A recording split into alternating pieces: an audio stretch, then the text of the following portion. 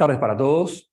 Es un gusto para mí darle la bienvenida en nombre de la Facultad de Comunicación de la Universidad de Montevideo a este ciclo sobre innovación en generación de contenidos mediante inteligencia artificial para nuevos consumidores. Le damos las gracias a Data Factory por habernos invitado a participar en la organización de esta segunda sesión del ciclo.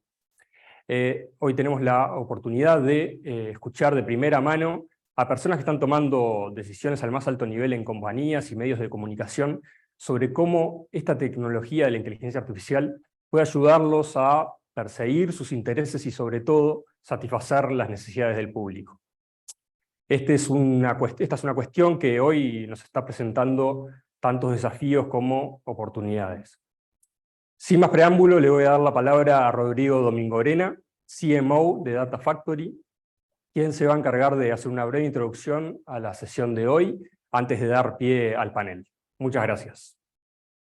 Bueno, muchas gracias. Soy Rodrigo, CMO de Data Factory. Un par de mensajes breves y ya comenzamos. Recordarles que en conferencias.datafactory.la pueden ver el primer seminario y pueden inscribirse al tercero. En breve ya va a estar abierto el registro.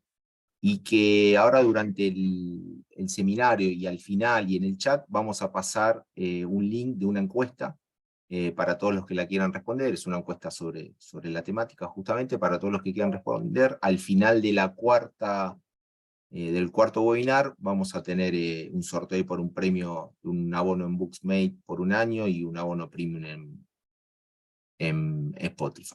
Así que les presento ahora solamente, introduzco a Alexis, que va a ser quien va a moderar, y ya iniciamos. Alexis es consultor en comunicación digital, actualmente se desempeña como asesor del Rancagüino de Chile, es profesor titular de la UNIAC, tiene un recorrido largo en formación, es doctor en comunicación digital y contenidos multimedia por la Universidad Pompeu Fabra de Barcelona, es magíster en comunicación corporativa y RCD por la Universidad de Andrés Bello y también posee un máster en comunicación empresarial por la Universidad de Barcelona. Te dejo entonces, Alexis, ahora sí, ya le damos inicio formal al seminario. Gracias, Rodrigo. Bienvenidos entonces a todos a el segundo de los webinars de este ciclo llamado Innovación en Generación de Contenidos mediante Inteligencia Artificial para Nuevos Consumidores. Como bien lo decían, estamos acá en la Universidad de Montevideo y en la ocasión de hoy, que esta es la segunda sesión, quizás un poco la más cargada con un foco más periodístico en este caso, porque vamos a hablar de nuevos consumidores, nuevas plataformas y nuevos medios. Tal como lo dijimos en la presentación, hablaremos de cómo se piensa, cómo se define el consumidor de un medio, para quien contamos historias, y este mismo formato nos puede servir para contar historias de 15 segundos, sean de 50, también la edad, ¿no? Ese tipo de cosas, y cómo vamos a enfrentar la inteligencia artificial, que también es el foco principal de este ciclo, que evidentemente queremos ver cómo los medios también están gestionando este cambio y cuáles son las percepciones. ¿Cuál es el perfil del periodista profesional que busca hoy día un contexto en este avance de la tecnología? Sabemos que los consumidores son omnicanales, pero tienen un consumo omnicanal, pero cómo se trabaja esto en los medios en cuanto a producción y velocidad de caudal de contenido versus calidad, si se resigna la calidad en pos de la cantidad y la velocidad de brindar información.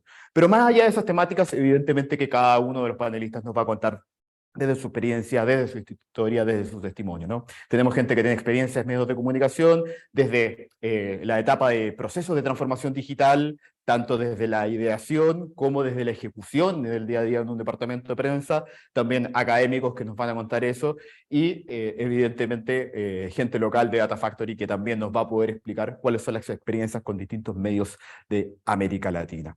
Dicho esto, ya estamos en momento de escuchar al primero de los panelistas, que es quizás uno de los más experimentados, no solamente en este panel, sino que también en la región. Se trata de Guillermo Gulel, que es director del diario Argentina, el diario AR, que es un profesional con largo recorrido en puestos de dirección en reconocidos diarios de América Latina, actualmente director general del diario AR, como les contaba. Anteriormente fue gerente de negocios digitales en Cimeco S.A., en el grupo Clarín, también del 2016 al 19. Otros cargos destacados son director general de medios regionales en el grupo El Mercurio de Chile del 2000 2010 al 2016, director de medios digitales del Comercio del Perú del 2007 al 2009 y gerente de contenidos digitales en el Grupo Clarín de 1996 a 2006. Guillermo, es un placer tenerte con nosotros y te vamos a escuchar con mucha atención a partir de ahora durante los próximos 10 minutos.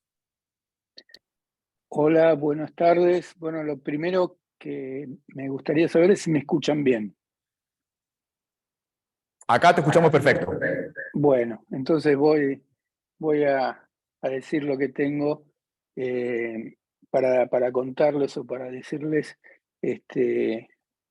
más tranquilo porque sé que me están escuchando.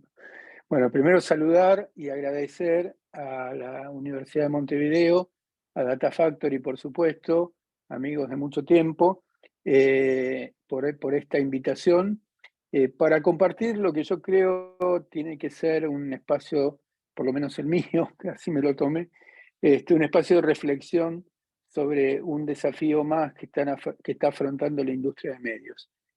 Y a propósito de eso, yo quería primero hacer tener una primera reflexión que tiene que ver con cómo asumimos las industrias, cómo asume la industria de medios las disrupciones tecnológicas. Y en general, me parece que hay un denominador común que a mí me sorprende, me llama bastante la atención desde hace muchos años, porque hace varios años que estoy en este negocio, que es que pensamos que somos el centro del mundo. Es decir, que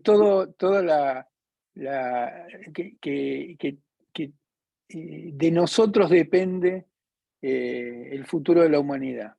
Y realmente yo estoy convencido que no es así y aquí quizá voy a rozar el primer punto de nuevos consumidores o nuevas audiencias. Las audiencias en general adoptan las tecnologías con mucho más velocidad que los medios, incluso que los propios periodistas. Quizá los periodistas ahora podríamos decir que lo están haciendo, pero como audiencia, no como periodistas profesionales, digamos, no como parte o desafío de su profesión, sino más bien como receptores de los cambios. Y eso es lo primero que a mí me llama la atención, que es pensar que nosotros somos los más afectados, nosotros somos los más desafiados, los más... No creo que sea así. Es más, creo que en general lo que ha ocurrido con las disrupciones tecnológicas de comunicación, sobre todo, y es que la afectación que han tenido a la industria ha sido cuando la masa de consumidores o la gran masa de la audiencia adoptó esos cambios. Nosotros nos subimos arriba del carro y terminamos incorporándolo a nuestra producción de rutina, a nuestra producción diaria. Y en este sentido, bueno, primero quería hacer una pequeña digresión autorreferencial que es, te agradezco, Alexis, por el recorrido que has mencionado de mi carrera, pero tengo que aclarar que ahora estoy transcurriendo una etapa bastante novedosa para mí, que es ser parte de un emprendimiento, de un medio que nace de cero y con recursos muy limitados respecto de los que cuentan los grandes medios. Entonces también eso me da la oportunidad de aprender desde otra perspectiva cómo incorporar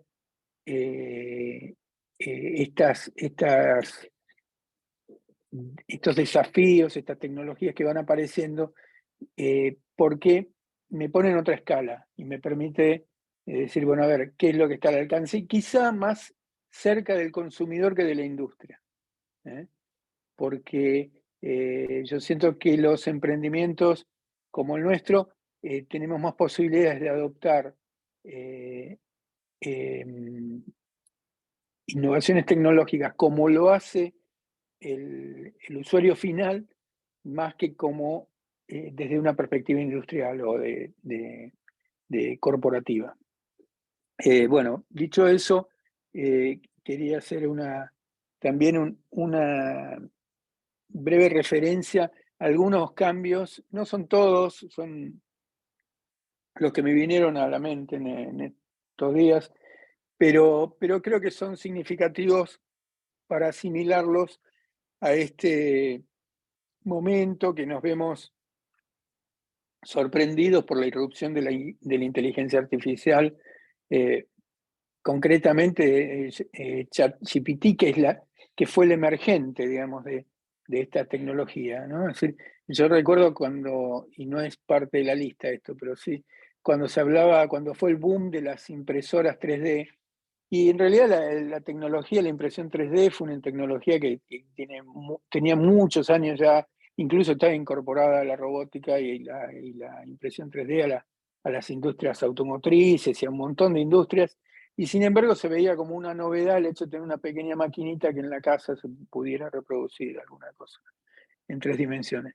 Y acá pasa algo similar, es decir, la inteligencia artificial o los desarrollos de inteligencia artificial no nacieron hace 6 meses. Tienen años de trabajo, de investigación, y por eso explotaron todos juntos. Digo, a partir de la aparición de ChatGPT aparecieron un montón de flores alrededor. Ahora vuelvo a la lista de las disrupciones que tuvimos que enfrentar, o por lo menos yo, durante la era digital de los medios de comunicación. La primera grande creo que fue la aparición de Google, ¿sí? Cuando el paradigma era, o mejor dicho, el centro de la escena y del el aglutinador de tráfico era Yahoo, aparece una tecnología, ¿no? Una empresa solamente en términos de gente produciendo, sino una tecnología que rompe con ese liderazgo y instala una nueva era, ¿no? Bueno, hay mucho por hablar de Google en su decurso, digamos, posterior, pero creo que la aparición de Google como un buscador, primero con la capacidad de crawlear toda la web, o sea, toda la web pasó a estar dentro de Google. Y segundo, con la inteligencia de búsqueda, que obviamente fue evolucionando, pero eso nos cambió el mapa y la cabeza, ¿sí? Lo segundo, que es quizá para mí lo más pintoresco, y insisto, me estoy salteando cosas seguramente en el camino, pero son las que a mí me vienen como recuerdos. Fue cuando aparecieron las tabletas, los iPads, ¿no? Y a mí me dio mucha risa, incluso me acuerdo que escribí un pequeño post en el blog de un amigo sobre eso, que los editores de los grandes medios, lo que ahora llamamos los medios tradicionales, en ese momento eran los únicos, estaban celebrando y festejando la aparición de este device, porque en realidad no era una tecnología, sino un aparato, era un celular más grande, ¿no? Con tecnología touch, ¿no? Estaban celebrando que apareciera esto porque era iba a permitir leer el diario papel en un formato más parecido al papel, digamos. O sea, era una disrupción tecnológica que iba a permitir volver para atrás, digamos, una cosa así, y conservar cierto status quo. Eso para mí fue muy gracioso realmente. Y claramente eso no pasó. Cualquiera de nosotros que tiene acceso a un Google Analytics de medios puede ver que el consumo de tabletas es ínfimo, es menos de, no sé, el 1%, el 2% con suerte. La tercera cuestión, que fue más o menos simultánea, fue la irrupción de las redes sociales, ¿no? Que también nos hicieron pensar que nosotros estamos incorporando, inventando y dándole relevancia cuando era exactamente al revés, ¿no? Y eso hizo estallar a los medios en la producción de formatos símil amateur. O sea, en realidad tratamos de hacer contenido que se parezca a un contenido amateur, en vez de profesionalizarlo, ¿no? Bueno, ahí recuerdo un artículo que salió en New Yorker no hace tanto, bastante después, que decía que con la industria de la pornografía pasó algo parecido, que cuando aparecen los videos caseros pornográficos, generan una ruptura de la industria profesional, ¿sí?, de la producción de contenidos de ese tipo, y la industria empieza a asumir los formatos de los videos amateur, ¿no? Bueno, algo así pasó con los medios, me parece, asumiendo esa necesidad de amateurnizarnos. Y lo último que me viene a la mente, y lo más reciente quizá, es la irrupción o la sobreoferta del streaming, ¿no? Como si fuese también una novedad. Digo, el streaming tiene 10 años de existencia como posibilidad tecnológica, o más, al alcance de un teléfono. Y a los medios nos costó, y todavía nos cuesta, porque no lo estamos haciendo, asumirlo y incorporarlo, y hacemos... Bueno, ahora me viene otro a la mente, que fue todo el tema de la navegación inmersiva, el metaverso, toda esa cosa que también, ¿no? Bueno, ahora viene este nuevo, y ya voy redondeando, les pido disculpas porque me extendí en anécdotas, pero viene esta novedad, entre comillas, de la inteligencia artificial, que genera una primera reacción que es no, el periodismo no puede, ¿no? Y en realidad por lo menos mi posición es, bueno, esperemos ver cómo se masifica, cómo se adopta, cómo lo usa la gente, y veremos qué usos le damos. Por supuesto que hay unas primeras aplicaciones para nuestra industria que están al alcance, que es generar notas de contenidos más rutinarios, de economía, deporte, qué sé yo, ¿no? Pero puede alivianar nuestra producción, incluso puede transformar en algún sentido el periodismo si lo proyectamos, pero no sabemos si eso va a pasar. Lo primero, por lo menos que yo tiendo a hacer, es no tener miedo, digo, dejarnos atravesar por esta tecnología y ver, bueno, después cómo la incorporamos o cómo la asumimos, pero no pensando que somos el centro del planeta, del universo y de la galaxia, sino de una posición un poco más humilde, decir, bueno, ¿qué hace la gente con eso? Y cómo nosotros, en ese nuevo ecosistema que se empieza a formar alrededor de la inteligencia artificial, podemos intervenir con vocación y calidad periodística, que es lo que tenemos que aportar nosotros, incluso para la sana vida de nuestras sociedades y de nuestras democracias.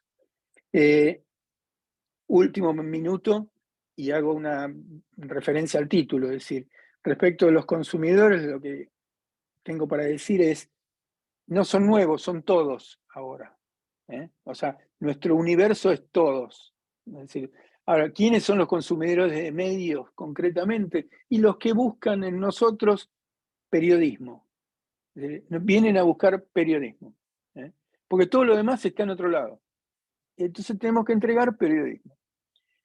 Respecto de las nuevas plataformas, bueno, seguramente van a surgir transformaciones, novedades a partir de estas nuevas tecnologías. Esperemos.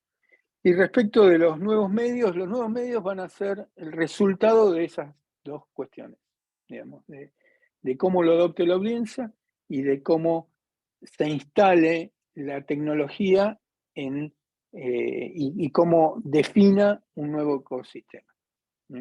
Bueno, me gustaría decir varias cosas más, pero creo que se cumplió mi tiempo.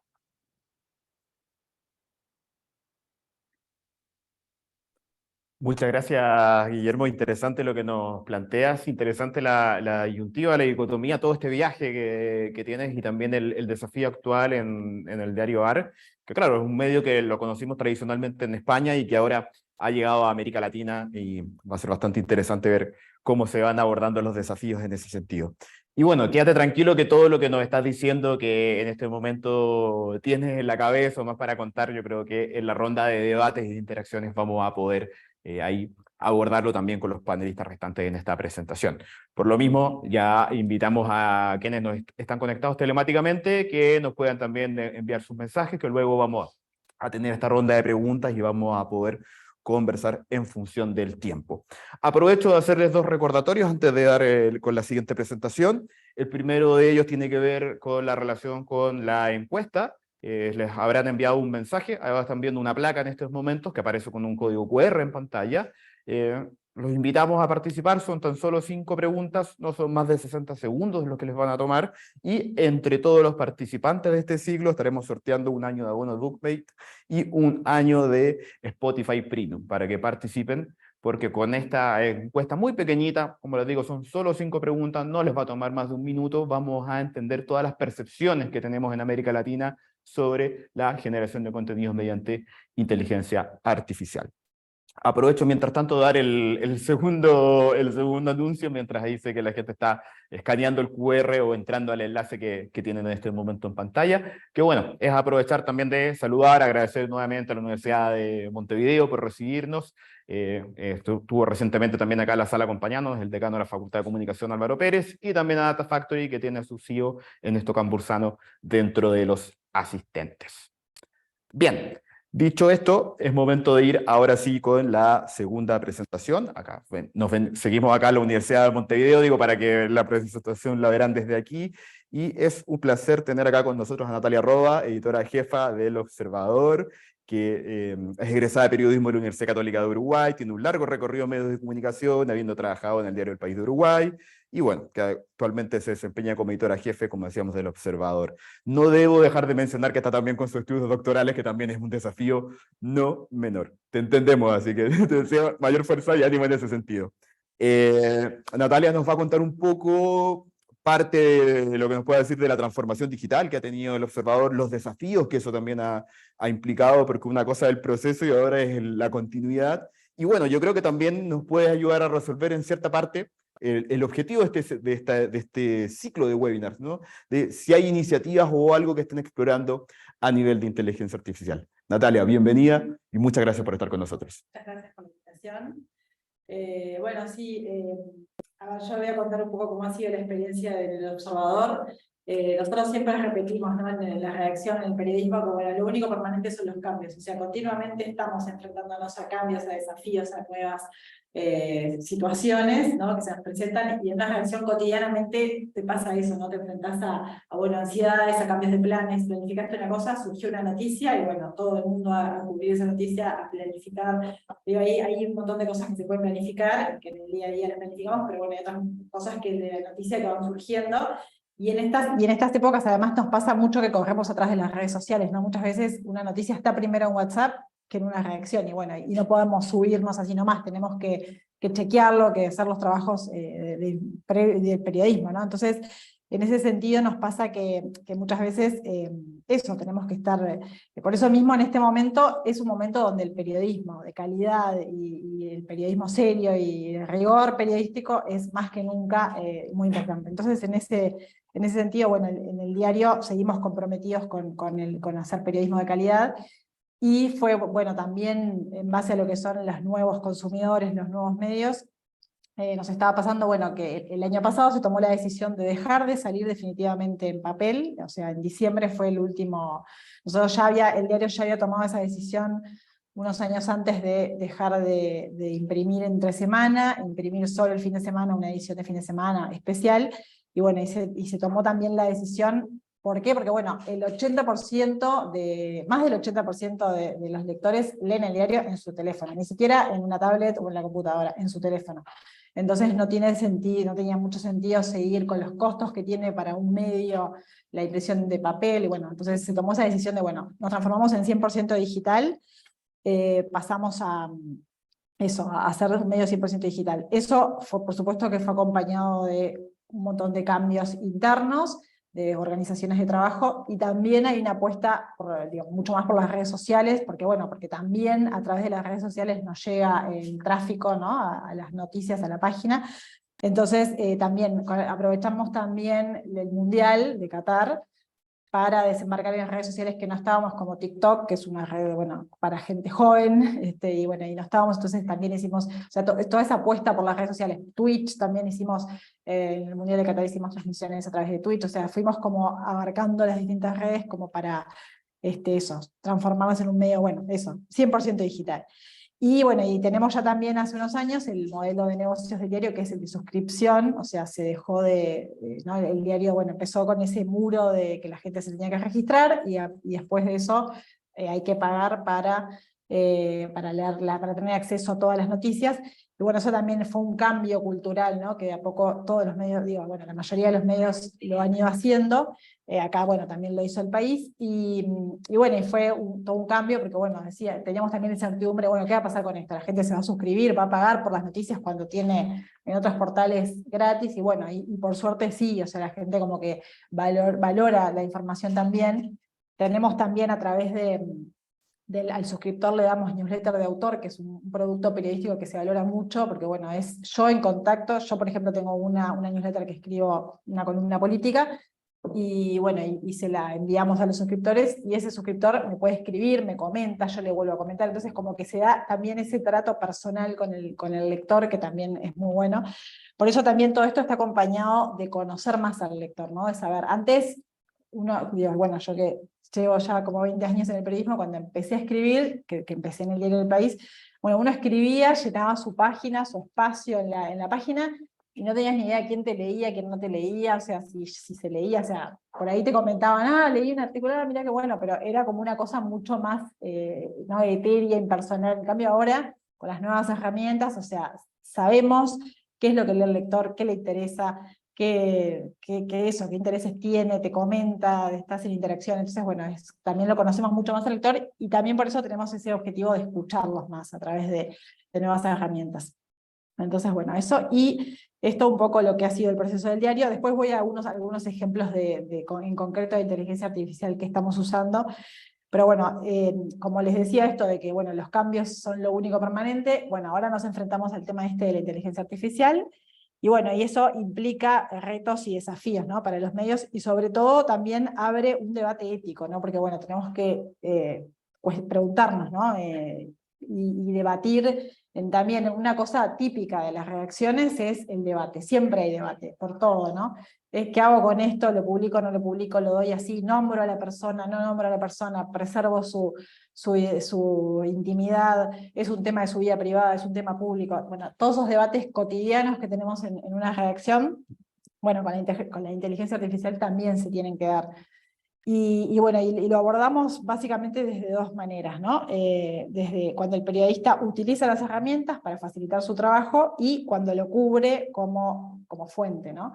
Esto es más para los periodistas más de tecnología, o bueno, nosotros también tenemos ahora, en el diario tenemos Juan Pablo de Marco, que es egresado de la UEM, que es un periodista especializado en tecnología, y bueno, y él también ahora tiene una newsletter de autor en la que va comentando cosas, y bueno, y ha escrito cosas muy interesantes de cómo aplicar la inteligencia artificial, y yo las leo porque además en temas de tecnología no soy muy experto, entonces bueno, lo sigo mucho Juan Pablo, pero es muy eso, es como que estas cosas se tienen que dar a debate. Y bueno, por supuesto que la inteligencia artificial nos puede ayudar un montón en nuestro trabajo. Traje un ejemplo de la Fundación Gabo, de que hubo una presentación que este año sacaron sobre el tema de inteligencia artificial, y contaba cómo ponían ahí un ejemplo del Consorcio Internacional de Periodistas de Investigación, que utilizó Machine Learning para identificar el sexo de 340.000 personas afectadas por el uso de dispositivos médicos. Lo hicieron en el marco de una investigación que destapó los miles de lesiones que cada año provocan implantes y prótesis defectuosas. O sea, cómo se puede usar, eso es un ejemplo concreto de cómo se puede utilizar este tipo de herramientas para procesar un montón de información que, bueno, a un periodista humano, a un grupo de periodistas les llevaría años, ¿no? Entonces, bueno, para eso es que se utiliza. Y bueno, y frente a esto también nos podemos preguntar, ¿no? Si, bueno, entonces, ¿qué va a pasar? ¿Las máquinas van a reemplazar a los periodistas? ¿Va a llegar un momento donde ya no vamos a tener trabajo porque toda la información la va a procesar una máquina? Y bueno, no, la verdad que creemos que no. También sigo acá en esto de la Fundación Gabo, que es muy interesante, que leí.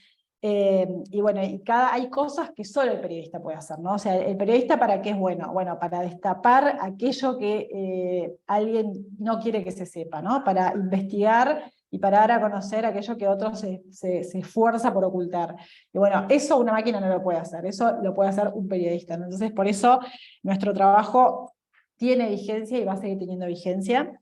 Y bueno, y también el contexto, ¿no? O sea, una máquina, bueno, te puede, sí, eso, procesar información, sacarte datos a relucir, fotos, no sé, un montón de cosas, pero el contexto, el equilibrio, ¿no? Cuando uno lee una nota y dice, esto le falta equilibrio, voy a buscar una voz más de otro lado, que me dé equilibrio, que me aporte otra visión, bueno, todo eso lo hace el periodista, ¿no? Entonces, también el valorar eso que les decía hoy, de valorar, bueno, esto lo saco a la luz y lo nombro, o no, porque bueno, también estoy cuidando la intimidad de la persona, entonces todas esas valoraciones más éticas, esas valoraciones las hace el periodista.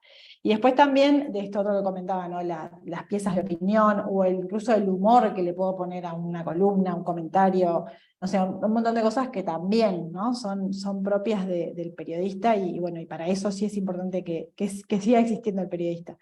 Entonces, bueno, más que nada, esto, por supuesto que hay... yo lo veo desde el punto de vista más que nada positivo de las oportunidades que nos puede dar, de las herramientas que nos pueden dar, y sí que hay riesgos, por supuesto que hay riesgos, porque bueno, también hay un montón de cosas. Yo el año pasado me acuerdo que escuché una charla que dio Pergolini, que vino acá a la Universidad Católica, sobre todo esto, sobre inteligencia artificial, y a mí me impactó cómo mostraba unas imágenes, ¿no? de unas supuestas presentadores que no existían, que eran hechos con inteligencia artificial. Entonces, bueno, cómo... Por supuesto que hay riesgos porque se puede dar a confusión y podemos caer en las fake news de mostrar algo que no es real. Y bueno, y los medios en eso tenemos mucha responsabilidad de no dar fake news. Entonces, bueno, en ese sentido están los riesgos, pero bueno, será cuestión de debatirlo. Hace poco un periodista de la redacción había planteado hacer una nota sobre inteligencia artificial y poner un video de Suárez, un Suárez que no era Suárez, ¿no? Y lo debatimos, ¿qué hacemos? ¿Lo ponemos, no lo ponemos? Al final decidimos que no, porque, para empezar, teníamos que pedirle autorización a Suárez para usar su imagen falsa, ¿no? Y para hacerle decir algo que él no había dicho. Y después eso, nos pareció que al final iba a prestar más a confusión, que capaz que después trascendía solo el video, y era un lío. Entonces, al final decidimos no. Entonces, son decisiones que todo el tiempo vamos a tener que estar tomando, pero bueno, también nos pasa, como les decía, con las redes sociales, cuando una noticia trasciende por WhatsApp o por Twitter, y hay que chequearla, y hay que salir a ver si es así o no es así. Entonces, bueno, en ese sentido esos desafíos están, pero bueno, es a lo que nos dedicamos y lo que sabemos hacer. Y bueno, y ahora voy a algunos ejemplos que usamos en el observador para mostrarles. Básicamente usamos inteligencia artificial en dos herramientas que son las más, sí, ya redondeo, que son las que más usamos. Marfil, que es con la que medimos el real time, o sea, cómo se está yendo con las notas, y Ecobox, que lo usamos para mandar las noticias a las redes sociales. Ecobox toma las noticias y las van mandando a las redes sociales. Pero a veces también nos pasa, que esto es un ejemplo de que tenemos que intervenir y decir, esta noticia me la mandó, pero esta otra, que es importante que salga ahora, me la puso en la cola y me la va a mandar dentro de 5 minutos. Entonces intervengo, entro y la mando ahora. Entonces, bueno, eso es otra muestra de que las máquinas no son tan perfectas. Y Marfil es la que usamos. Entonces les traje un ejemplo de una noticia que vimos ayer, que es ¿por qué no es recomendable viajar a Buenos Aires desde Uruguay este fin de semana? Este fin de semana son las PASO, entonces por ese motivo no va a haber teatros, no va a haber cines, bueno, entonces no es recomendable viajar. Entonces esta nota, que se leyó muchísimo, como ven ahí tuvo 87.000 páginas vistas. En la siguiente placa, esto es una herramienta que nos da la inteligencia artificial, que te muestra cómo podés titularla para Discover. Entonces nos da opciones, ¿no? Pensando en viajar en Buenos Aires este fin de semana, conocer las limitaciones por las elecciones primarias. Elecciones primarias en Buenos Aires, ¿en qué se verán afectados los turistas uruguayos? Te da 3 opciones, o a veces te da más, de cómo podés retitular esa nota para Discover. Y en la siguiente placa te muestra también cómo podés postear esta noticia en Facebook. Te da también 3 opciones, que ahí las ven. Entonces, bueno, básicamente es esto, es un ejemplo de cómo la inteligencia artificial nos puede ayudar en nuestro trabajo. Por supuesto que esto lo tomamos o no lo tomamos, ¿no? Depende, pero bueno, es algo que sirve, que está bueno, y bueno, es una manera concreta en la que lo podemos usar. Bueno, redondeo por acá si no me extiendo. Perfecto. Natalia, muchísimas gracias. Y es muy interesante escuchar tu experiencia porque viene de dentro de la redacción. Normalmente cuando hacemos este ciclo siempre tenemos a gente más directiva de medios y claro, estar en el día a día, evidentemente que aporta bastante. Dijiste que no sabías de tecnología, inmediatamente tuve que mirar a Gustavo, que va a ser nuestro último ponente, pero que es el hombre que en ese sentido sí tiene conocimientos del área. Pero antes de irnos con Gustavo, me toca presentar a un buen amigo. Suena raro decirlo para mí, siendo chileno, pero es un peruano muy chilenizado a quien voy a presentar a continuación. Se trata de José Kusunowski, quien tiene más de 15 años de experiencia en gestión y en mentoring, creación y desarrollo de estrategias de productos digitales, diseño sólido y experiencia editorial. Dirigió equipos pequeños y grandes en varias ciudades de Chile y diferentes países. Lanzó muchos productos, incluidos sitios de alto tráfico. Actualmente es Chief Product Officer en Data Factory. Fue productor de plataformas digitales en TVN, la televisión pública, Televisión Nacional de Chile, y jefe de investigación y desarrollo en la edición de Calcific Ads en El Mercurio.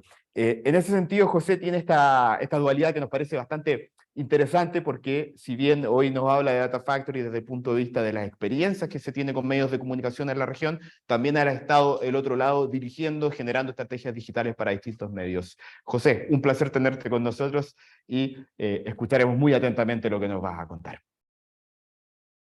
Muchas gracias. Hola a todos. Voy a compartir pantalla un segundo para poder... Un segundo, creo que se ve acá. Listo. No sé si se llega a ver ahora sí la pantalla. Sí, muy bien. Perfecto. Bueno, gracias por la presentación. ¿Sí? Yo desde enero estoy trabajando en Data Factory como Chief Product Officer o gerente de producto en Data Factory. Y claro, es todo este conversatorio, toda esta serie de sesiones, creo que apuntan a algo que a nosotros, digamos, desde la industria, siendo parte de ella, ¿no? Ya no ahora desde trabajando en los medios, sino de empresas que trabajan con medios ahora, es algo que ha comenzado a ser parte de cada vez más activa de la conversación, ¿no? Que es el tema de la inteligencia artificial y cómo toma la inteligencia artificial las distintas aristas de, digamos, las distintas aristas del trabajo en las redacciones, del negocio y del ecosistema en el que los medios se mueven, ¿no? Entonces, yo sobre mí, en estos casi 20 años de trabajo en medios y en empresas que trabajan con medios, he estado siempre en los distintos roles, desde contenidos hasta producto, hasta estrategia de negocio, en la parte comercial, ¿no? Y ahora hace poco he empezado un máster en ESADE en temas de negocios digitales, ¿no? De digital business. Entonces, es un tema el de la inteligencia artificial visto desde cómo impacta el negocio editorial, es algo que realmente me apasiona y es algo en lo que estoy hundiendo cada vez más tiempo porque creo que por más de que podamos ser autocomplacientes y nos podamos decir de que esto ha ocurrido antes, realmente la inteligencia artificial es tan disruptiva como la llegada de Google al ecosistema digital, ¿no? Y eso es algo innegable. O sea, este es un game shifter, digamos, que claramente está ya generando efectos, pero es algo que no solamente llega para quedarse, sino de que va a transformar y está transformando todas las industrias, entre ellas la periodística, ¿no? Yo me acuerdo una de las cosas que conversábamos con Guillermo era este artículo que sacó el Harvard Business Review, esta entrevista que le hizo a Jeff Bezos. Les recomiendo que la googleen, que la busquen, que se llama El Sí Institucional, en donde le preguntaban cómo él veía que las cosas iban a cambiar para Amazon, qué venía en el futuro, cómo se iba a adaptar a las tecnologías que llegaran, etcétera. Y Jeff Bezos dijo, bueno, nosotros somos una empresa de logística, somos una empresa centrada en el consumidor, centrada en el cliente. Y eso es en donde nosotros nos enfocamos. Si mañana lo tenemos que hacer con drones, si pasado lo tenemos que hacer con inteligencias artificiales, si después lo tenemos que hacer con la tecnología que sea, esa es futurología. Donde nosotros nos tenemos que concentrar ahora es en darle al cliente el mejor servicio y atenderlo de la mejor manera. El cómo lo vamos a ir descubriendo a medida de que vayan habilitándose nuevas tecnologías. De lo contrario, nos va a salir carísimo la futurología, ¿no? Entonces, en esa dirección creo que es algo que se aplica y sigue vigente, pese a que esto fue hace más de 10 años, y sigue súper vigente, ¿no? Entonces, yo quisiera centrarme en 4 puntos cardinales que creo que son importantes para entender lo que está ocurriendo ahora y que son relacionados al entorno, a la cultura organizacional, a la audiencia y a lo que ahora conocemos como omniexperiencia, ¿no? Que creo que son 4 puntos cardinales que nos van a ayudar a entender en dónde estamos parados y que sobre todo nos van a ayudar a entender cómo estos puntos afectan y transforman nuestro negocio, sobre todo ahora el negocio editorial. Entonces, en términos de entorno, ¿no? Quisiera compartir con ustedes algunas cifras que son interesantes para entender el impacto de lo que ya está ocurriendo, no del futuro, ¿no? Sino de lo que ya está ocurriendo. Yo la vez pasada estaba conversando con unos amigos y les contaba que una cosa que me parecía muy graciosa es que en una de las clases en ESADE ahora hace poco, uno de los ponentes nos decía, ustedes son conscientes de que son la primera clase de SADE que no va a tener que hacer las tareas, ¿no? Porque ahora tienen todos ChatGPT y ya está. Esto es algo que hace meses no existía, ¿no? Entonces es así de transformador, ¿no? ¿Por qué es tan transformador? ¿Y por qué lo comparaba con Google? Porque Google, una de las grandes disrupciones y de cómo cambió todo el negocio es que se convirtió en la interfaz de acceso a la Internet. O sea, uno entraba a Google para entrar a la Internet, ¿no? Y la inteligencia artificial es lo mismo. Uno entra a la inteligencia artificial o a través de la inteligencia artificial, ChatGPT, BART, etcétera, para llegar a Google, ¿no? Y creo que eso es súper potente en términos conceptuales. Algunas cifras, ¿no? Por ejemplo, como que 1 de cada 10 autos van a ser manejados por sí mismos, ¿no? Gracias a la inteligencia artificial para el 2030, o cuánto va a crecer el Producto Bruto Interno de Estados Unidos para el 2030 también, gracias a cosas relacionadas al negocio de la inteligencia artificial, el tema de las búsquedas por voz, el tema de cuántos dueños de negocios creen que ChatGPT va a beneficiar directamente a las empresas, ¿no? Por otro lado, en términos de cifras, ¿no? O sea, 407.000 millones de dólares para el 2027 es lo que va a ser aproximadamente el mercado de los productos relacionados a la inteligencia artificial.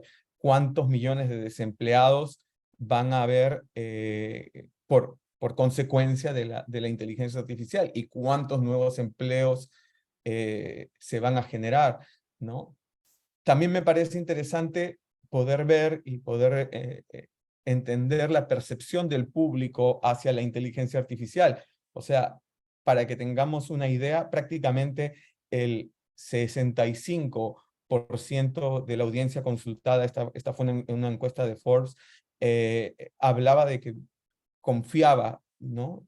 Tranquilamente en negocios que usaran la inteligencia artificial. O sea, ya ni siquiera hace ruido, ¿no? Lo cual es bastante interesante porque, claro, o sea, ya el no usarlo o el hacer las cosas de forma artesanal tampoco constituye un valor en sí mismo, ¿no? Y si profundizamos, es interesante que el 54% de esos entrevistados en esta misma serie de encuestas que se les recomiendo revisar a través de Forbes, contaba que de todas las cosas que vemos acá, ¿no? Donde creen que va a haber mayor mejora o va a haber un mejor efecto gracias a la inteligencia artificial va a ser en el contenido para la Internet, ¿no? En el contenido web.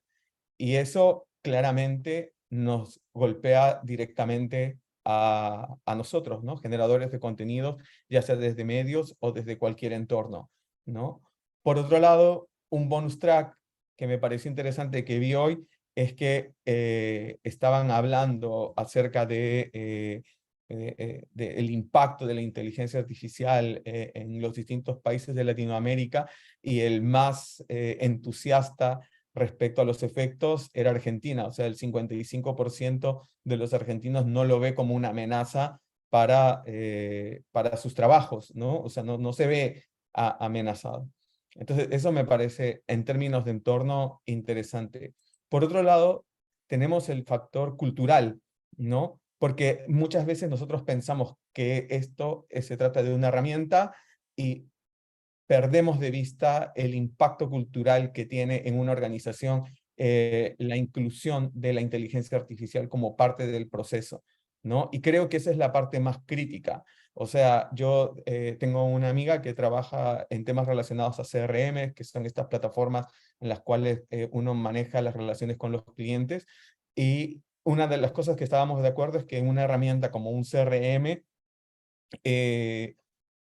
no se puede incluir en una organización sin haber cambiado la cultura de la organización. Y lo mismo pasa con la inteligencia artificial, ¿no? ¿Por qué? Porque básicamente la inteligencia artificial requiere de una cultura organizacional mucho más descentralizada. Hay que repensar los liderazgos, hay que repensar las formas en las que se trabaja, porque directamente son no solamente herramientas, sino son formas distintas de pensar las tareas que actualmente llevamos, ¿no? O sea, yo no veo una amenaza en una inteligencia artificial reemplazándome, porque si lo viera como una amenaza, hablaría no mal de la inteligencia artificial, sino mal de mi trabajo, ¿no? Si yo soy reemplazable por un algoritmo, claramente hay algo que yo no estoy haciendo bien, ¿no? Entonces creo que eso amerita que repensemos varias cosas, ¿no? Por otro lado, también está el factor audiencia, en el que tenemos que entender, sobre todo en este momento en el que muchos medios están migrando el modelo, ¿no? Hacia un modelo de paywall, hacia un modelo de factura, ¿no? En el cual tú haces que la audiencia pague por tus contenidos, ¿no? La inteligencia artificial ahora es parte de todo el journey de los clientes, ¿no? De los que antes eran usuarios, de los que antes eran lectores y ahora son clientes, ¿no? Desde el tema del análisis predictivo, desde el tema de la prospección, desde el tema del churn, etcétera, que son cosas que es importante prestar atención en cómo la inteligencia artificial actualmente impacta en esos puntos, ¿no? Y hay modelos como Artifact que directamente pueden mostrar cómo se están haciendo ahora las cosas para los medios en términos de recomendación, en términos de publicidad hipersegmentada, etcétera, ¿no? Y es inteligencia artificial en su máximo esplendor, ¿no? Por otro lado, para finalizar, está el factor omniexperiencia, ¿no? Yo siempre, la vez pasada estábamos hablando con Ernesto de este caso, porque muchos hablan de omnicanalidad, muchos hablan de, somos una empresa omnicanalidad y bla, con omnicanalidad, por ejemplo, los bancos, ¿no? Pero si realmente un banco, por ejemplo, fuera omnicanal, uno podría sacar una cuenta desde un cajero automático, y es algo que no puedes hacer, ¿no? O sea, hay una gran diferencia entre omnicanalidad y lo que ahora se está hablando cada vez más, que es la omniexperiencia. ¿Cuál es la gran diferencia entre uno y otro y cómo eso impacta directamente en los medios? En que antes en la omnicanalidad uno ponía en el centro de todo el negocio, y como tal el negocio tenía las distintas aristas que eran los canales.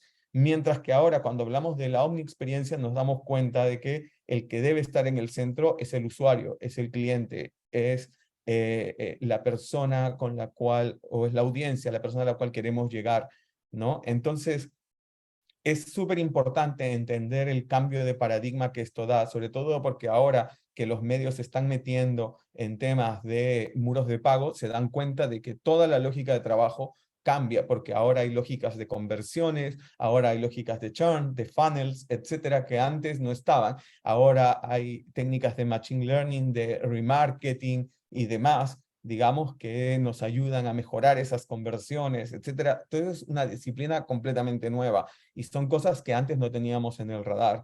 Entonces, con esto yo lo que quiero o intento es darles una pincelada de las cosas que están ocurriendo mientras nosotros estamos hablando, para iniciar una conversación, para tal vez repensarlas, conversarlas o compartir experiencias, pero creo que lo más importante es darnos cuenta de que mientras nosotros estamos hablando, las cosas van a seguir ocurriendo y eso va a ocurrir queramos o no.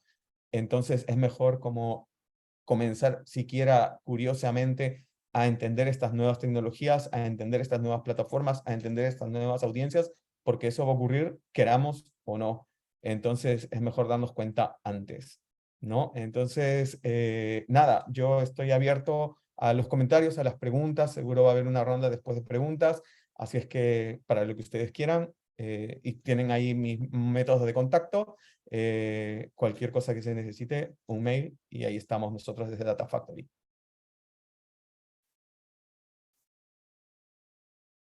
Muchísimas gracias, José, por tu presentación, porque también nos llevaste los usos de la inteligencia artificial hacia otras áreas. Y hiciste una vuelta bastante completa que finalmente nos lleva hacia los contenidos y la omnicanalidad. Finalmente, tema principal de este ciclo de webinars, pero que también lo amplía y lo explora hacia otros lugares y hacia otras oportunidades.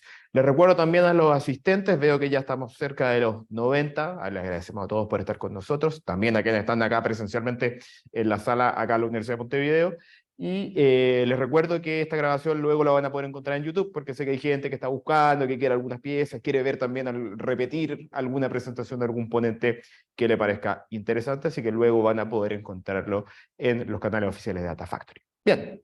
Son ya las 5 de la tarde, nos queda media hora, pero antes de irnos a la ronda de preguntas, nos queda, por supuesto, el ponente final, que en este caso, si lo hablamos en jerga futbolera, va a ser aquí un polifuncional, porque va a tener bastantes funciones en su condición. Gustavo Balino, docente de grado y posgrado de la Universidad de Montevideo, periodista, licenciado en comunicación y magíster en comunicación de la Universidad de Montevideo, o sea, más de la casa no puede ser. Actualmente trabaja en Tele12 como encargado del área digital del canal y en perspectiva como columnista sobre disrupción, tecnología e innovación.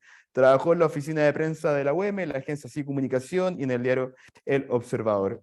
Gustavo, tú sabes que tu función acá es doble, porque además de ser de la casa, además de trabajar en medios, tenés también la visión de académico. Entonces, ojalá poder en tu presentación, como te vamos a escuchar ahora, también ver dentro de lo que nos quieras contar también, y todas estas perspectivas también, cómo se pueden aplicar a la academia, o quizás ya se están aplicando en distintas iniciativas para la formación en comunicación social, en comunicación, en marketing, de los mismos estudiantes, algunos que también vemos acá en sala. Así que, bienvenido y muchas gracias por estar con nosotros. Bueno, muchas gracias a todos por estar y también bienvenidos a esta casa de estudios que nos recibe con mucho gusto. La verdad que un poco, bueno, lo que decías, Alexis, de llevar esto al terreno académico, es básicamente la respuesta va muy en línea de lo que venimos conversando y lo que ya también venían comentando tanto Guillermo como Natalia como José, de la importancia bueno, de como todo fenómeno, primero que nada, observarlo, analizarlo, estudiarlo. Es obviamente una necesidad básica el estar cerca del fenómeno para poder entenderlo y después sí poder dar una respuesta. Por ahí Guillermo decía lo de, ¿no?, la calma, la pausa. Yo estoy bastante de acuerdo con que eso es una necesidad, un poco por la vorágine que tiene también la forma en que nos comunicamos y la dinámica mediática en la que estamos hoy adaptándonos, nos lleva a veces a estar como enseguida poniendo el foco en cuestiones o en herramientas, en este caso, que muchas veces están o sobrevaloradas o que están sobredimensionadas.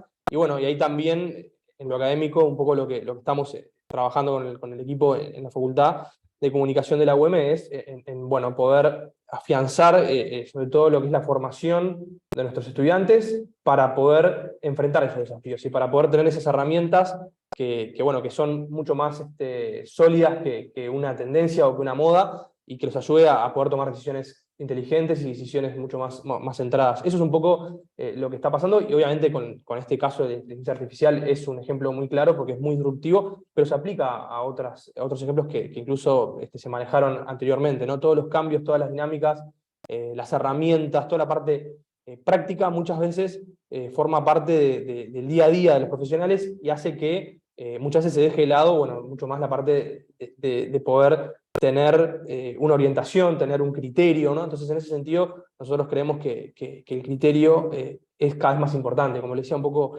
Natalia, ¿no? La mirada periodística, el rigor periodístico, bueno, el criterio, en definitiva, es algo que sin duda necesitamos que esté cada vez más presente para poder tener una mejor mirada y una mejor toma de decisiones y una mejor aplicación, no solamente del periodismo, sino de las estrategias digitales que bueno, que en el caso de los medios, y ahora me corro para el otro lado, me voy para el lado de la industria, estamos obviamente enfrentando, en el caso de la industria audiovisual, en el caso de la industria televisiva, evidentemente todos estos cambios generan incomodidad, y hay que decirlo con total franqueza. Viene una tecnología que no es nueva. También me apalanco mucho en lo que decía Guillermo al principio, ¿no? No es que ahora apareció la inteligencia artificial, no. Si uno mira los algoritmos de las principales redes sociales, a las cuales nosotros tenemos que recurrir, porque es ahí donde están nuestras audiencias, y tenemos que tratar de captar su atención, si lo miramos hace años que están utilizando este tipo de tecnología, no es que de golpe de un día a otro se abrió el interruptor y lo estamos viendo. Ahora vamos a comentar un poco lo que están viendo en pantalla, porque es un ejemplo que les quiero contar que va a ilustrar un poco a lo que voy. Entonces, estamos ya hace tiempo, de alguna manera, vinculándonos con esto, sin saberlo, porque los algoritmos en el 99% son algoritmos que manejan esas empresas. Entonces, por un lado tenemos una gran centralización, que es pocas empresas, Meta, Google, ahora el grupo de Elon Musk que está intentando generar su propio frente, y algunas más que tienen el control de las principales, digamos, plataformas de comunicación digital que existen, de las redes sociales y demás, y ahí adentro, como total contraposición a esa gran centralización, tenemos una dispersión de contenido y dispersión de audiencia imposible de abarcar, ¿no? O sea, tenemos una segmentación tan grande que eso, bueno, también ha hecho cambiar no solamente los modelos de negocio, sino los focos, ¿no? O sea, pensamos que los medios estamos acostumbrados en general, sobre todo los tradicionales, pero también meto a los nuevos medios en esto, porque hay muchos nuevos medios que surgieron con una mirada más generalista, más de tratar de abarcar grandes audiencias en distintas industrias, y eso, bueno, evidentemente ha hecho que cambie mucho la estrategia, porque es muy difícil concentrar la atención de grandes audiencias. Y esto, obviamente, los ejemplos que nosotros traemos del trabajo día a día en lo local, se traducen y se reflejan, y lo vemos también en audiencias, en mercados mucho más grandes, y mucho más preparados también tecnológicamente para afrontar esa convergencia digital. Entonces, tenemos que ser conscientes de que eso es una cuestión que genera incomodidad, como decía, y que genera la necesidad de dar una respuesta. Y esa respuesta muchas veces está, bueno, centrada en cómo hacemos para encontrar segmentos en los cuales podamos ser relevantes, o encontrar lenguajes en los cuales podamos ser relevantes, sin perder la esencia y sin perder los tiempos y las formas de producción a las que estamos acostumbrados. Porque si los medios entramos en la vorágine de la creación de contenido amateur, como decía Guillermo al principio, lo que estamos haciendo es aumentar muchísimo el riesgo y poder caer en, bueno, cosas como la que ahora sí, si Juan nos puede mostrar el video, es un poco, nada más como a modo de ver, yo ahora les cuento de qué se trata. Esto básicamente son ejemplos de inteligencia artificial generativa. Voy a hacer un énfasis en eso, porque la inteligencia artificial, como decía, abarca muchas más áreas, pero la generativa, la de ChatGPT, la de los modelos de voz, la de la posibilidad de generar deepfakes de video, que es el caso que estamos ahora observando, bueno, de alguna manera, estos Deepfake Lab y, bueno, un montón de iniciativas que hay, permiten generar escenas que son verosímiles, pero que no son reales, ¿no? Y ahí viene lo que decía Natalia hace un rato, ¿no? Las fake news y todo esto. Esta persona que ustedes ven ahí es un creador de contenido, es un ingeniero, es youtuber, es muy popular sobre todo en España, es uruguayo, pero está hace muchos años radicado en España, se llama Nate Gentile, y básicamente es uno de los principales referentes de habla hispana en todo lo que es tecnologías. Él lo que hace básicamente es contar sobre nuevos nuevas tendencias, sobre hardware, le hace computadoras a los principales influencers y youtubers y streamers del mundo. Entonces está muy metido en ese mundo de influencia, y realmente para mucha gente es una voz realmente muy... y de hecho yo lo recomiendo también, me sumo totalmente a que lo vean y a que sigan su canal de YouTube. Y él acá lo que hace básicamente es contar cómo en 48 horas, con un acceso a tecnología que obviamente no es para todo el mundo, pero que tampoco es imposible, son 2 tarjetas de video profesionales, obviamente eso para cualquier persona a pie tendría un costo, pero una empresa quizás podría invertir en esto, o un político o alguien que tenga un interés podría invertir en esto, y él lo que hace es, toma una entrevista en alta calidad, esa que están viendo ahí de Elon Musk, en la que está hablando con otra persona, y lo que dice, bueno, le voy a poner mi cara, voy a cambiar la cara de Elon Musk y la situación de Elon Musk contando algo, y voy a introducirle mi rostro, mis expresiones, y lo voy a hacer en 48 horas, no en 3 meses ni en 2 años, en 48 horas, lo voy a hacer de una forma amateur, entre comillas, o con herramientas que no son de hiperprofesionales, pero sí, obviamente, con algunos conocimientos técnicos que hay que tener, evidentemente. Y bueno, y él lo logra, lo hace, lo lleva a cabo y lo pone como un ejemplo, y obviamente cuenta todo el proceso, no solamente de cómo funciona la tecnología y la inteligencia artificial generativa, esos modelos de contraposición, es lo que muestra básicamente, ahí lo estamos viendo, cómo se va montando.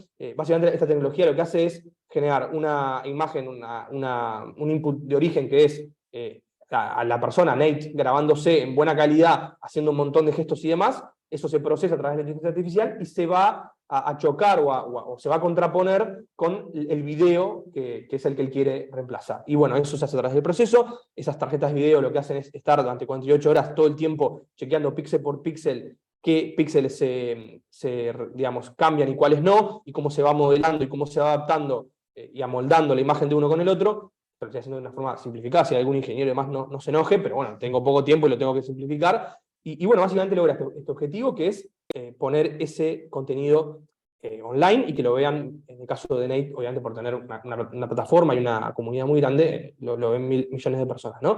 Entonces, esto, bueno, como disparador genera la reflexión de qué pasa si, ¿no? En Argentina mencionaba Natalia el tema de las PASO, qué pasa en Uruguay, que el año que viene hay campaña electoral, o qué pasa en cualquier país de la región donde vemos que la política, por ejemplo, ¿no? Es un tema que está cada vez más polarizado y con cada vez más grieta, ¿no? ¿Qué pasa si un candidato decide afectar a otro, o si un comité de campaña decide hacer una comunicación, ¿no? de fake news y de estos deepfakes, y meterle la cara a un candidato estando reunido en una instancia ilegal con narcotraficantes o asociado, ¿no? O sea, se puede embarrar la cancha y se puede generar un daño irreversible. Y acá vuelve un poco también a la incomodidad de los medios.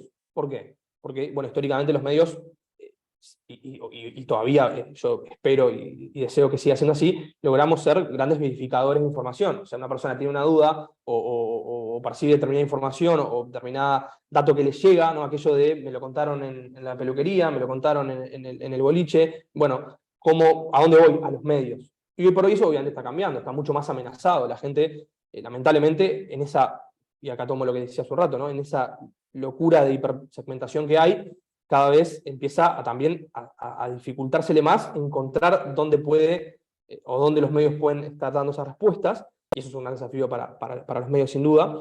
Y bueno, entonces, ¿qué pasa, no? ¿Qué pasa cuando la gente, más allá de que haya un medio que pueda estar atento y que pueda verificar, los fact-checkers, las agencias que se dedican a esto, los medios de comunicación y los medios periodísticos en sí mismos, que puedan utilizar su plataforma y su fuerza para poder contar a la gente que eso no es así, y que esa entrevista es falsa, y contarles por qué es falso, y que aparezca Juan Pablo, por ejemplo, que es además de un gran colega que me suma a la recomendación, es un gran amigo. Sí, por suerte tenemos esas personas que están en eso, pero también lamentablemente en esa hipersegmentación los medios hemos perdido el control absoluto de poder llegar a controlar esas situaciones. Entonces, en ese descontrol encontramos ejemplos como los que han pasado últimamente. Yo el otro día estaba justo navegando en Twitch, en un par de programas, yo estaba siguiendo un poquito la tendencia de qué pasa con el streaming en Twitch en Argentina. Había un medio nativo que se estaba haciendo muy fuerte, que es Luzu, que hace una especie de radio filmada con entrevistas. Es un medio que los jóvenes están consumiendo mucho. Aparece uno nuevo, que es Olga, que también se lleva figuras que eran de Vorterix. Bueno, ahí se genera como toda una competencia nueva. y lo vengo siguiendo para ver un poco realmente cómo se está dando esta competencia, y justo el otro día se pusieron a hablar del tema de la crisis del agua en Uruguay. Para que no sepa, en Uruguay, bueno, ha habido una crisis hídrica, básicamente de abastecimiento de agua, por, bueno, distintas condiciones, principalmente un tema, obviamente, de la falta de lluvias y la sequía. Y bueno, se pusieron a hablar y realmente empezaron a aparecer una serie de disparates de uno de los panelistas de ese programa, que no sé por qué empezó a repetir cosas como que la gente se estaba intoxicando, como que había habido casos de gente que había terminado en el hospital, como una crisis de salud pública, que todo eso era falso, no, nada de eso existió, nada de eso estaba asociado para nada directamente a este tema. Y bueno, y de alguna manera la gente del chat, ¿no? Esta cosa de interacción que vos decías, Natalia, de la necesidad de estar rápido con el feedback, le empezó a escribir que eso es un disparate y lo empezaron a atacar a la persona, y otro de los panelistas, más que nada el conductor, como que percibió esa situación y rápidamente dijeron, llamemos a un periodista. Y llamaron a un periodista de acá, de Canal 10, a Daniel Rodríguez, que de alguna manera en esos 5 o 6 minutos que estuvo participando les dio un pequeño pantallazo para que se orientaran y salieran del pozo en el que estaban de la fake news y del disparate per se. Y bueno, yo con esto quiero decir que juzga ese producto, que juzga ese contenido, no, para nada. Lo que digo es que muchas veces ahí se empieza a notar que en esa locura de segmentación y esa locura de nuevos productos y nuevas plataformas y de correr atrás de audiencias que son muy importantes, porque ese programa lo estaban viendo más de 30.000 personas, que en Uruguay es un rating, no te digo de prime time, pero anda por ahí, entonces tampoco es que era poca gente lo que lo estaba viendo, y eso además se replica en YouTube, como esta misma presentación y demás.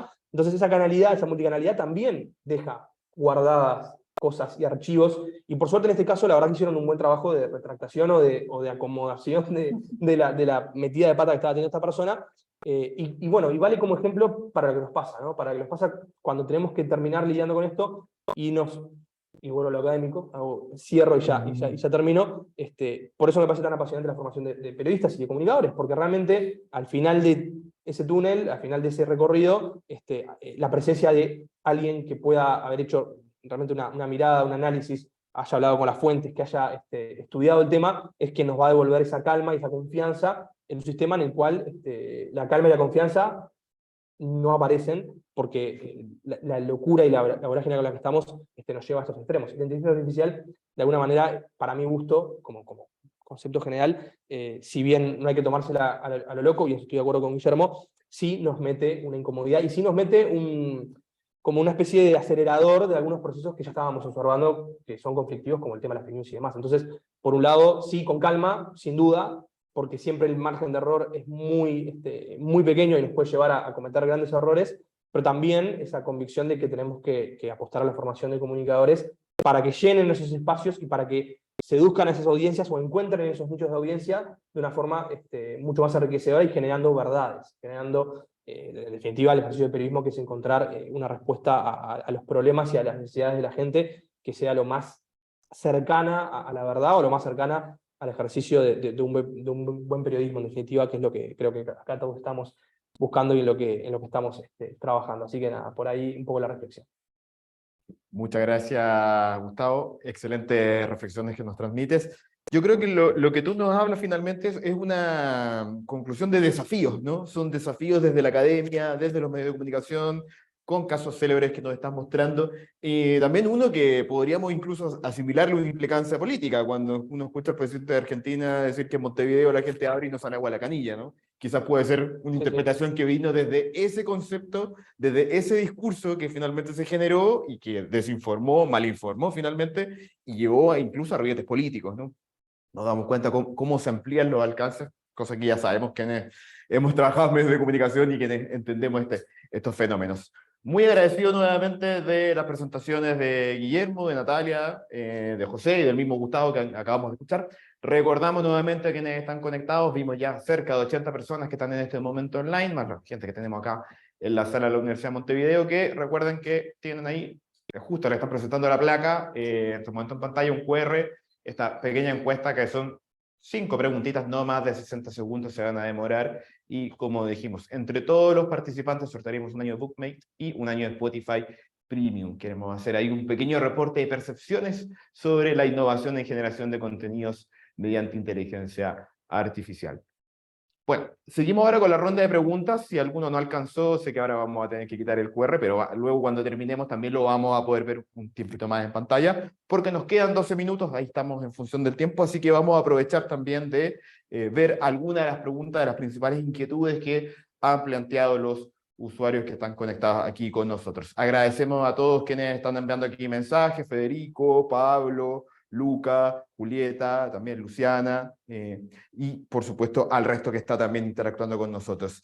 Comienzo con Julieta Martínez, que nos dice: ¿qué sucede con la planificación económica en los medios respecto a las nuevas tecnologías? Me refiero a si están incluyendo algunas de las herramientas de IA para ahorrar recursos. No sé, Guillermo, ¿qué nos puedes contar al respecto?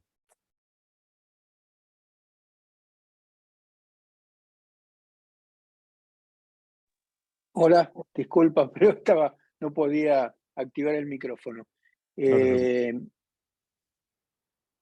Perdón, quiero poner el video ahora.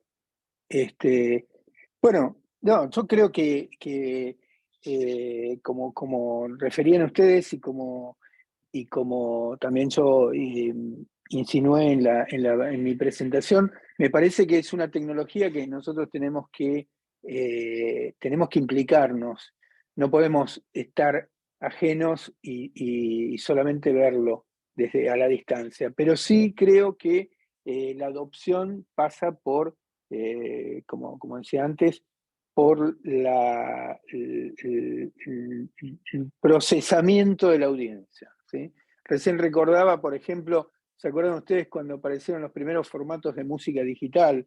El CD, el DVD, el minidisc. Es decir, aparecieron un montón de formatos y finalmente se terminó adoptando uno, y finalmente ese que ganó, que fue el CD, como un formato masivo, en ese tamaño además, porque el de 5 1/4 pulgada,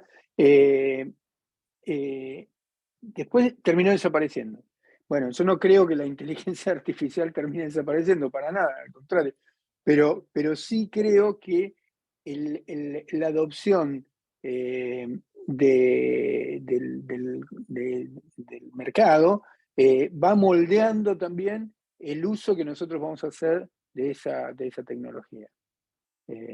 Bueno, no sé si sirve la respuesta, pero si no me repreguntan y voy al grano.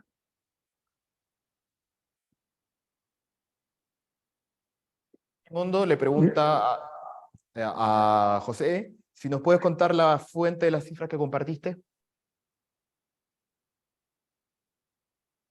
Hola, sí, puedo pasar el link por el chat, pero hay una serie de estudios que Forbes comienza a publicar periódicamente, digamos, ¿no? Y están actualizados y demás, entonces puedo compartir el enlace. Hay una serie de cifras y estudios que están bastante buenos, de los cuales saqué algunos, pero hay muchos otros más que tienen cifras bastante interesantes.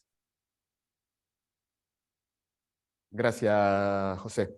Seguimos con Luciana Feire, que nos pregunta: ¿qué consejo le darían a las empresas que desean adoptar la generación de contenidos mediante inteligencia artificial en su estrategia? Esta pregunta se la dejo a los panelistas que tengo acá presencialmente conmigo. La verdad que ¿cómo es la pregunta? A ver. ¿Qué consejo le daría a las empresas que desean adoptar la generación de contenidos mediante inteligencia artificial en su estrategia? Yo creo que la pregunta va más por el ensayo y error que ustedes suelen explicar, de lo que han visto. Sí, por eso, o sea, obviamente que está bueno, me parece que hay que sumarse, hay que aprovechar la tecnología. Por ejemplo, no sé, estoy pensando también en estas otras herramientas que te facilitan desgrabar una entrevista. O sea, el tema del desgrabado es una cosa que te lleva tiempo, y hoy en día no son perfectas todavía, hay que hacerle, ¿no? Hay que igual hacerle ajustes, pero todo lo que es sumar, yo creo que vale la pena invertir en ese tipo de herramientas que te facilitan el trabajo para tener más tiempo para hacer lo que a veces no tenemos tiempo de hacer, ¿no? Que es más investigar, no sé, por ahí. Sí, y después, un poco complementario a lo que dice Natalia, me parece que hay una cuestión de escala a veces en estas cosas. Hay herramientas que están escaladas a una cuestión más globalizada y que a veces para el mercado local terminan siendo a veces inaccesibles. Eso para los esfuerzos de un medio emprendedor, de una startup, de algo que esté surgiendo de cero, siempre es una barrera muy alta. Más allá de que es verdad que después, como contraposición, hay mucha tecnología colaborativa que ayuda a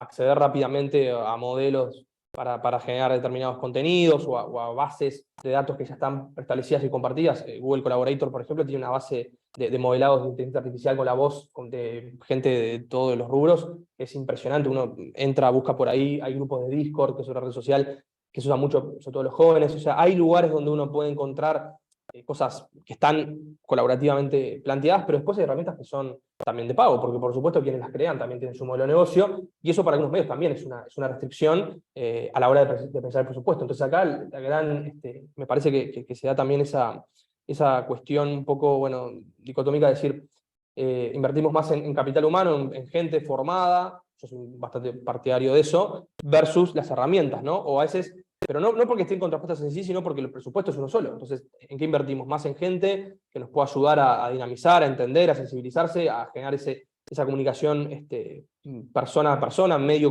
con el usuario, como lo contaba Natalia en la experiencia del observador, o más herramientas que fortalezcan una cuestión más de darle robustez al medio. Es una discusión que nosotros, yo por lo menos, obviamente que no tengo una respuesta clara, depende mucho de cada proyecto, depende mucho de cada objetivo que se tenga, pero sin duda me parece que lo que está pasando es que claramente todo esto nos va llevando a la necesidad de ir teniendo focos más concretos. Antes había como objetivos un poco más generales, llegar, el alcance, eso que a veces te siguen pidiendo las agencias, ¿qué alcance tenés? ¿Cuánta gente te sigue? Bueno, cada vez se va perfeccionando más y lo que intentamos es entender cuando vos haces determinadas cosas, bueno, eso qué generan en tus audiencias y eso a su vez cómo ayudar al interés comercial que pueda venir. Y eso después va a retroalimentar cómo vos podés invertir en más tecnología. Entonces me parece que es muy difícil decir sí o no. Obviamente el sí es una cosa natural porque hay que tratar de meterse y probar. Siempre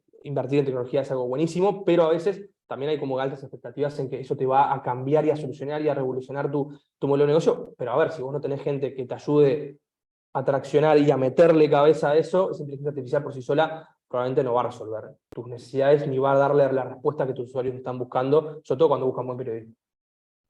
Gracias, Gustavo. Agradecemos nuevamente a Pablo, a Jacobo. Nos están llegando muchas preguntas, a Luca, a Luciana nuevamente, a Víctor, a Facundo, a Federico. Así que bueno, en función del tiempo vamos a juntar dos preguntas, me parece de las más significativas, y a ver cómo se las vamos a pasar nuevamente a todos los ponentes para con eso ya poder cerrar esta sesión.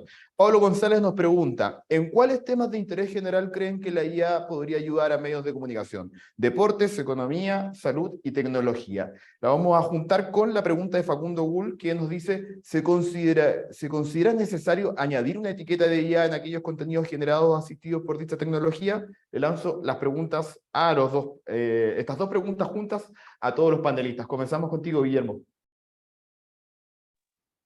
Bueno, sí, yo creo que lo más obvio, porque ya se venía trabajando en esa dirección, en la automatización de contenidos, son los contenidos de deportes y economía, porque producen información, digamos, con una frecuencia determinada, previsible, planificable, y con un formato bastante estandarizado en su...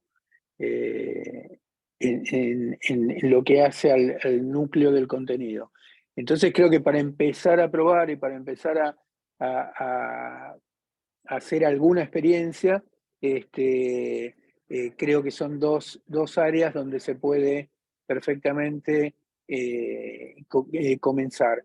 Y además, yo no me metería con temas de salud, digo, si quiero hacer una prueba, porque conlleva un riesgo muy alto, pero sí creo que tanto deportes como economía podrían ser, incluso podrían salir cosas interesantes, divertidas, de mezclar fuentes y obtener productos originales, ¿no? Digo, mezclar estadística con estadística de performance, con texto y generar un texto a partir de eso. Digo, me parece que está bueno y con archivos. Bueno, yo sugiero por ahí, o sea, si yo tuviese que hacer una prueba, la haría por ese lado.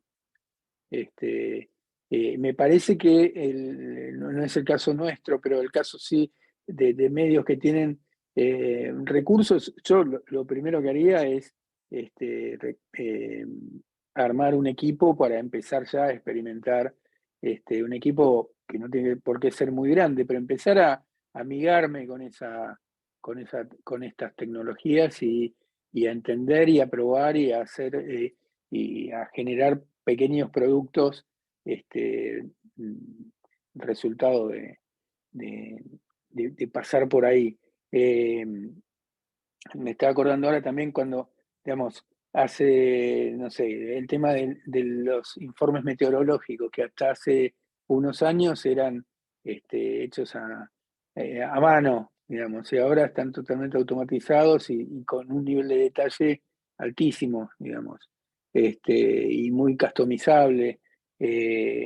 Bueno, yo creo que en muchas otras áreas de información podemos llegar a eso, áreas de servicios, eh, que pueden procesarse, creo, con un grado de dificultad bastante bajo, a través de inteligencia artificial y generar resultados interesantes. Guillermo. José.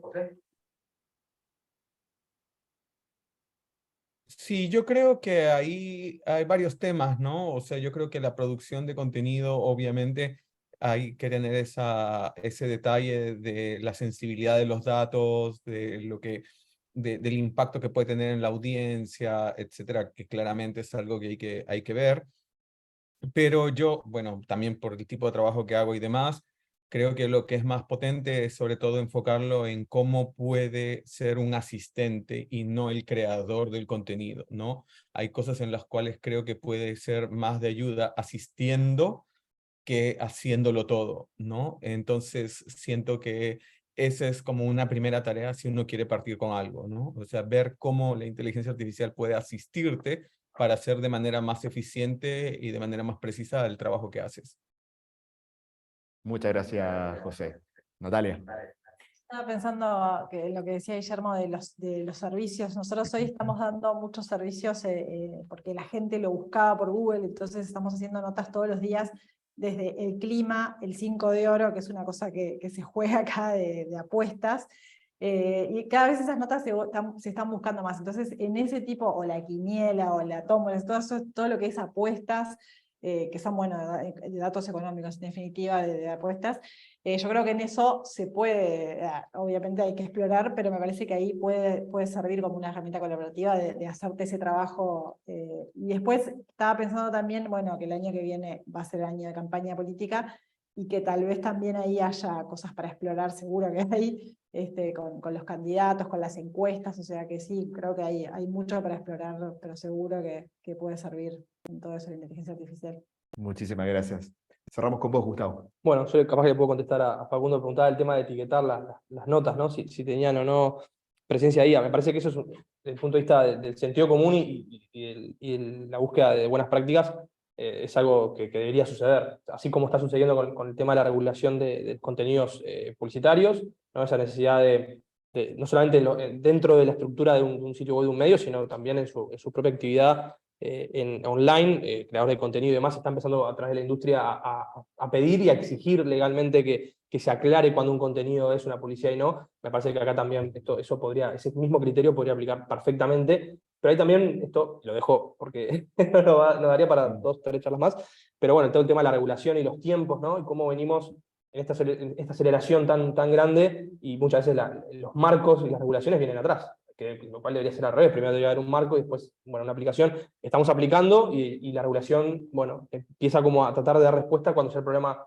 a veces está instalado. Ahí me parece que hay un tema que se va a tener que resolver, y seguramente sería muy bueno que exista y que se exija un marco de regulación para que los medios y para que los creadores de contenido y las plataformas y los nuevos medios, todos los que estén de alguna manera participando de esto, hagan esa distinción y sean realmente honestos cuando utilizan o no ese tipo de tecnología.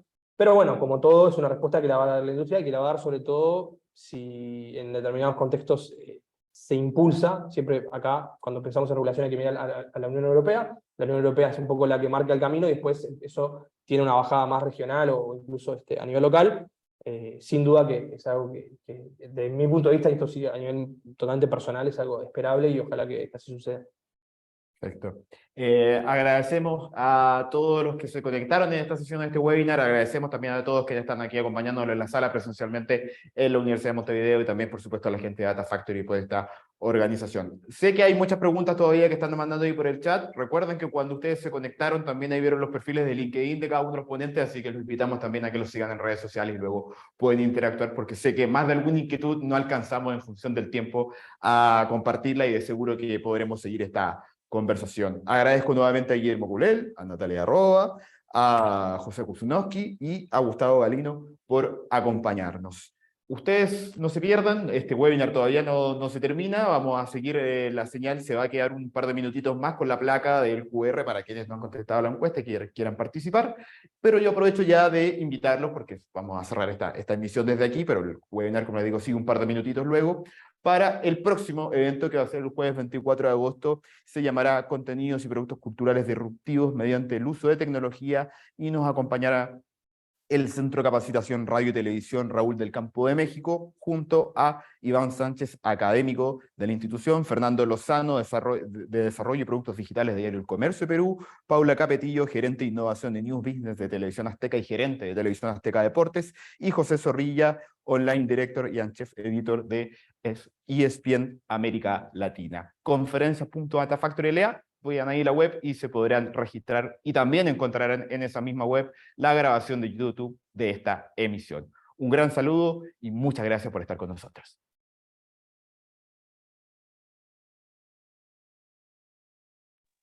Gracias.